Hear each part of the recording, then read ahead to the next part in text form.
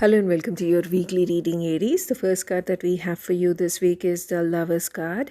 Now, you could be dealing with an air sign, Gemini, Libra, Aquarius. Gemini is coming through with this particular card.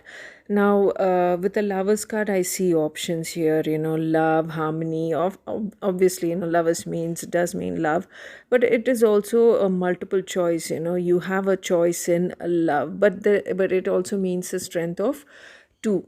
So you may be in a very, very strong relationship, but you may also have other connections. When I say other connections, there may be other prospective partners. You may not have made a commitment yet. You're still in the deciding phase, is what I'm picking up with this particular card. So lovers is a good card to have, a positive card.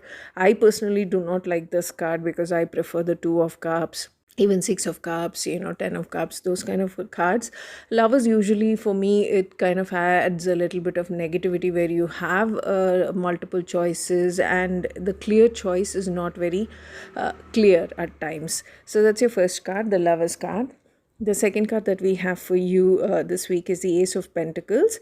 You could be dealing with an earth sign, Taurus, Virgo, Capricorn. And with the Ace of Pentacles, it's all about, new career, a new financial opportunity, new venture, or, a way to make money and, prosper. So what I'm picking up here is not the conventional way, not just a job or a business, but you're trying to find unconventional ways. When I say unconventional, I don't mean too unconventional, the normal passive incomes that people try to have in additional incomes by doing something, a side hustle, like most people would say, something that brings in additional income. So this may be the time for you to put in your efforts, look at other opportunities where you can make money. Stocks is coming up for some reason. I'm picking up on stocks, and do small investments and it should bring in a lot of prosperity. But do your checks. As always, I say, whenever you're making investments, please do your checks before you put in your money. That's your second card, the Ace of Pentacles. The third card that we have for you